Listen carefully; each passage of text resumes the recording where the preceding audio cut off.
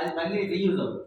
ఆ గ్లౌస్ని మళ్ళీ ఉతికి రీయూజ్ అవుతుంది. సో దట్ అది ఆ ప్రాబ్లం ఉంది. అండ్ ఫుడ్ ఏదైతే కొంచెం related spacious and export oriented ఉంటుంది కాబట్టి దానికి ఇన్సిడరేషన్ చేస్తున్నారు. ఇప్పుడు మున్సిపాలిటీ వాళ్ళు కూడా అది రెగ్యులేట్ చేశారు.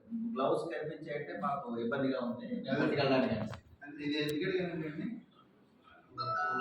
మన అది అన్ని స్టేట్లో అన్ని ఊళ్ళకి ఉన్న సమస్య ఎందుకంటే డంపింగ్ అండి. ఇది పాలిటిక్స్తో సంబంధం లేదు, అన్ని ఊళ్ళకి ఉందండి ఈ సమస్య. అది డిఫరెంట్ ఫార్మ్స్లోని ఎక్కడో చోట డంప్ చేస్తున్నారు. పర్టికులర్గా ఆల్లో వేయడం కాదు, అందులో నేను ఉంటాను, మా ఇంట్లో బెస్ట్ బయట పెడతాను, మా ఇల్లు బాగుండాలి. అలాగే దాన్ని బర్న్ చేసేస్తారు. బర్న్ చేయడానికి 3 టైప్ రీజన్స్ ఉన్నాయి. ఒకటి, ఎవడైతే అక్కడ డంప్ చేసాడో నైట్ టైము ఆడొక అగ్గులు వేసి వెళ్ళిపోతాడు, XYZ ఎవరు. 2, మున్సిపాలిటీ వాళ్ళ ప్లేస్ లేక ఇంకొక దారి లేక వాళ్ళు బర్న్ చేస్తున్నారు. 3వది ఏంటంటే మెయిన్ మనం ఇప్పుడు దాకా జరిగిన మీటింగ్ అన్నింటిలోని ఈ పొల్యూషన్స్ ఇక్కడ మీరు డిస్కస్ చేసిన పొల్యూషన్స్ ఇవన్నీ నామినల్ 1%.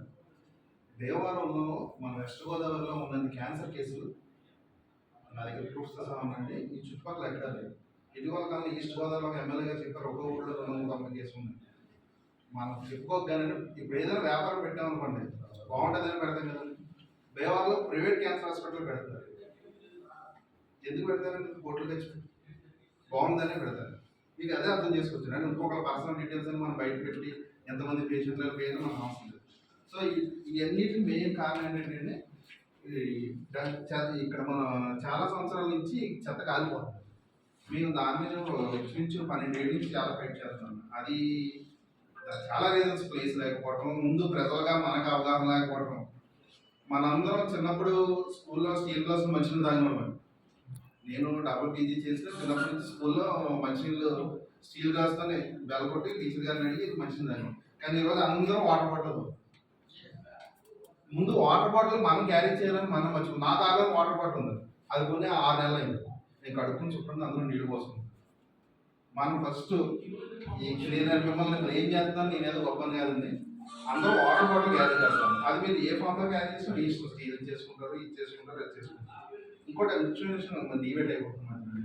ఈ డంపింగ్ యార్డ్లో ఏం చేస్తారంటే సార్, ఎవరైతే ఈ పాత ఇనుప సామాన్లు ఉన్నారు సార్, వాళ్ళు మనం ఇప్పుడు మీరు చెప్పిన ఈ వేస్ట్ అంతా సార్, ఎక్కువ ఈ వేస్ట్ పాత ఇనుప సామాన్లు ఇంట్లో ఫ్రిడ్జ్లు కానీ టీవీలు కానీ ఎనీ ఎలక్ట్రానిక్ గుడ్స్ వాళ్ళు కలెక్ట్ చేసినట్టుగా ఏ డిపార్ట్మెంట్ కలెక్ట్ చేయలేదు సార్. రోజు ఇంటికి చిన్న ఆటో వేసుకొస్తారని మైక్ పెడతారు, కలెక్ట్ చేస్తారు, తీసుకెళ్తారు.